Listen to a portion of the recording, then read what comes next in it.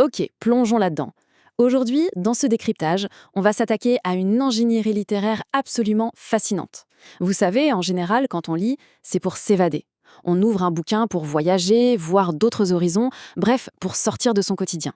Mais alors, que se passe-t-il quand un texte fait très exactement l'inverse? Quand la structure même du récit est fabriquée comme un piège redoutable? C'est ce qu'on va décortiquer ensemble aujourd'hui.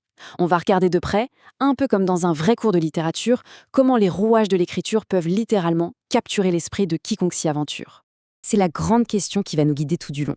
Pour bien visualiser le truc, imaginez ce récit comme une escape room, une salle d'évasion dont les murs commenceraient lentement, très lentement, à se rapprocher. Sauf que là, il n'y a aucune issue cachée. L'auteur bâtit des murs invisibles avec ses mots, il condamne toutes les fenêtres de notre imagination, et chaque page qu'on tourne, c'est un pas de plus vers une impasse totale. L'emprise est absolue, pas d'échappatoire possible.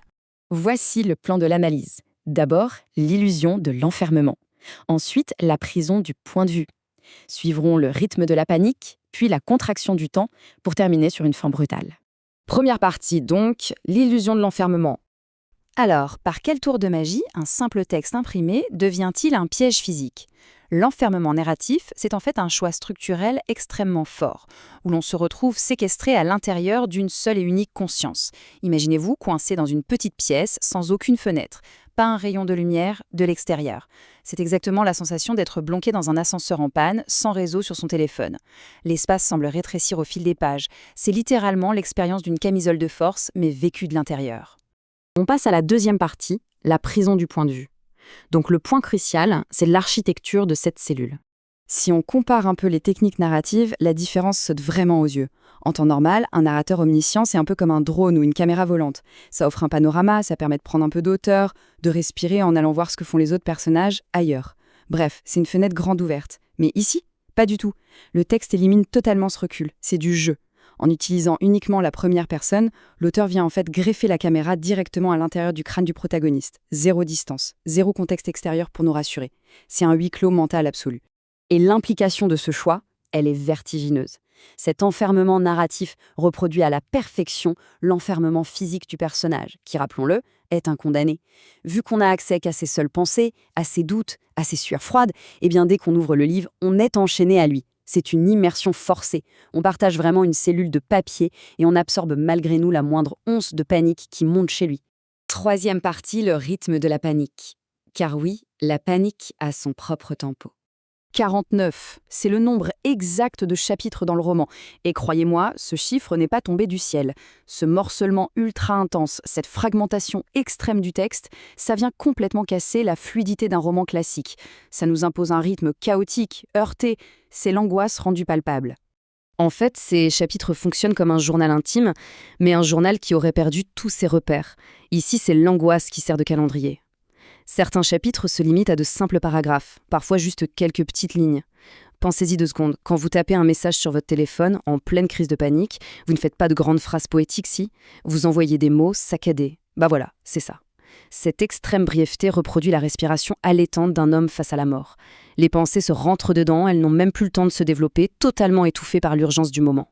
Quatrième partie, la contraction du temps. Et ça illustre brillamment ce qui se passe quand l'étau se resserre. Regardez comment la temporalité s'effondre littéralement sous nos yeux. Au début du livre, le temps est encore vaste. Les premiers chapitres couvrent de longues semaines. On a l'impression d'avoir un peu d'espace temporel. Et puis, très vite, le sablier s'emballe. Au milieu du roman, les chapitres ne couvrent plus que quelques jours. Et à la fin, dans une accélération complètement terrifiante, les derniers chapitres ne mesurent plus que de misérables minutes. C'est le vertige à l'état pur. Le temps se contracte avec une violence inouïe au fur et à mesure que l'échafaud se rapproche, écrasant les dernières petites poches d'oxygène de l'intrigue. Cinquième et toute dernière partie de notre analyse, une fin brutale. Ce qui nous amène tout droit au fond du gouffre. La façon dont cette fin est exécutée, c'est d'une logique implacable. La séquence est claire. Étape 1, on ressent cette ultime contraction du temps, où chaque petite seconde pèse une tonne. Étape 2, alors qu'on est au paroxysme de la tension, l'action même d'écrire subit un arrêt net, fauché en plein vol. Étape 3, l'encre s'arrête de couler en même temps que le sang. La structure même du livre devient un instrument de mort. C'est elle qui exécute sa propre narration, froidement, comme une lame qui s'abat. Maintenant, ce qui est vraiment intéressant ici, c'est la violence inouïe de cette rupture. Le dernier chapitre ne se termine pas. Il est amputé. Pof, il s'arrête net, en plein milieu d'une phrase, suspendu dans le vide par un simple tiret. C'est la preuve absolue de cet enfermement narratif dont on parle depuis le début. L'auteur ne nous offre pas d'épilogue réconfortant, pas de narrateur omniscient qui viendrait refermer le rideau en douceur pour nous dire « c'est fini ». Non, la mort n'interrompt pas seulement la vie du personnage, elle assassine le texte. Et si sur cette pensée particulièrement troublante qu'il faut repartir aujourd'hui? L'auteur a vraiment réussi le tour de force d'unir la forme et le fond. La structure des chapitres, l'absence totale de distance et cette accélération fatale du temps, tout ça bâtit une véritable prison de papier. L'arrêt soudain de la plume, ce n'est pas juste un effet de style pour faire joli.